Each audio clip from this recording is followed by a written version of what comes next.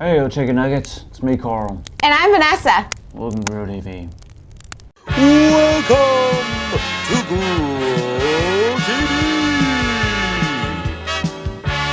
Hosted by Carl, where we have fun with our friends, talk about Jesus, and go over everything the Bible has to offer. Now, once again, welcome to Grow TV.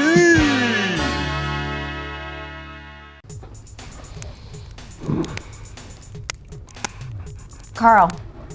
Psst, Carl. Are you gonna start? What? Oh, yeah, sure. Hey, kids. Today we're gonna count our fingers. Count our fingers? Yeah. Don't you think we might want to play a game? Okay, we can play a game. We can play who can count their fingers the slowest. 1. All right, Carl. That's it. Head up. I don't wanna. Come on. Get up. Come on. Get up. Did that hurt? No. Okay, yes. Come on, Carl. These kids want to know what's wrong. No, they don't. No one does. After what I did, no way. Wait, what did you do? Something horrible. Just awful. Listen, no matter what you did, you can always tell me. Come on, we're friends, Carl. I don't know. You promise you won't tell no one? I promise. Okay. Well, my good friend Andy invited me to go camping with him last week, and he really wanted me there. That sounds fun. Kind of like what we're doing now. It was gonna be super fun, but when it came to the day, I decided to change my mind and not go. Why did you not want to go? I guess I just felt like staying home and playing video games. Oh, I get that. It's not a big deal. At least you told him you didn't feel like going. You did tell him you weren't going anymore.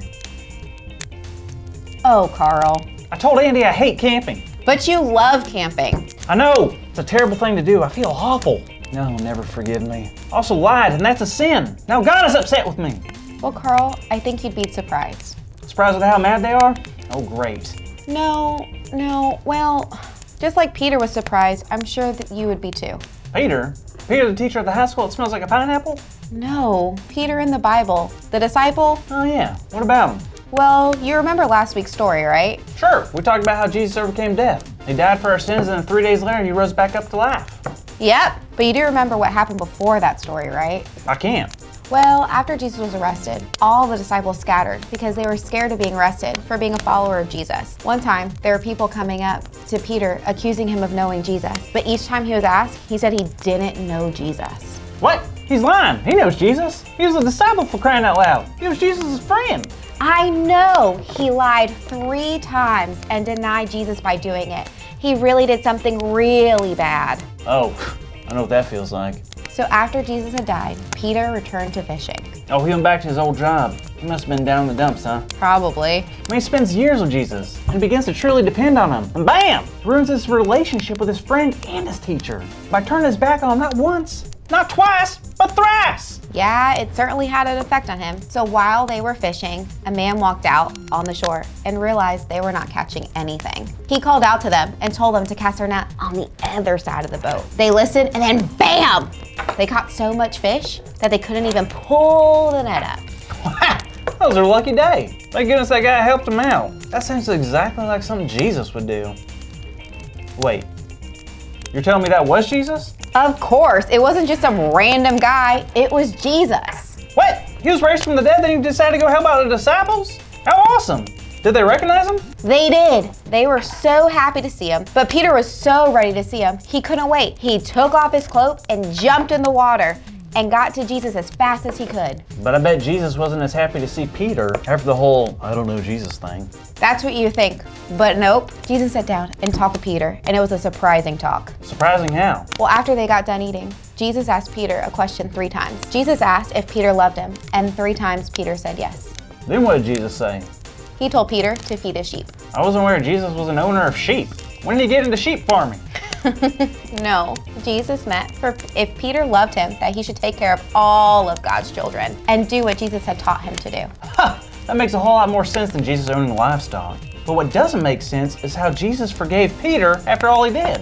No, it doesn't make sense, but that's what's amazing about Jesus. He does things that go against what we think is normal. His love and forgiveness goes beyond anything we could ever understand. That is awesome and super refreshing to hear. Why do you say that? Well, if Jesus can forgive Peter for all he did, then I'm pretty sure Jesus can forgive me for what I did by kind of lying and not going on Andy's camping trip. I think you're right, Carl, and I think Andy will understand if you explain what happened. Jesus shared with Peter that he loved him and had big plans for him despite his mistakes. Wow! Not only does he offer love and forgiveness, but Jesus gives encouragement. Carl, that's our big idea! Yes! Today's big idea is Jesus gives encouragement. So let's say it out loud on the count of 3. 1, 2, 3. Jesus gives encouragement! Yeah! Way to go, everyone! Woo! So are you gonna be okay, Carl? Yeah, I think so. Carl, I thought you said you hated camping. Andy, I don't, but I really kind of just wanted to stay home last week. So you lied to me? Yes. It's okay, I forgive you. I'm sorry, Andy. I'm sorry. Don't cry. I'm gonna cry if you cry. If you cry, then I'm going to start crying. I'm already crying. I'm so sorry, Andy. Guys, let's try to keep it together. Andy! I'm so glad we're friends. All right, kids. See you next week. I'm terrible. I'm a bad friend. Thank you for watching, and tune in next week for a new episode of Road TV.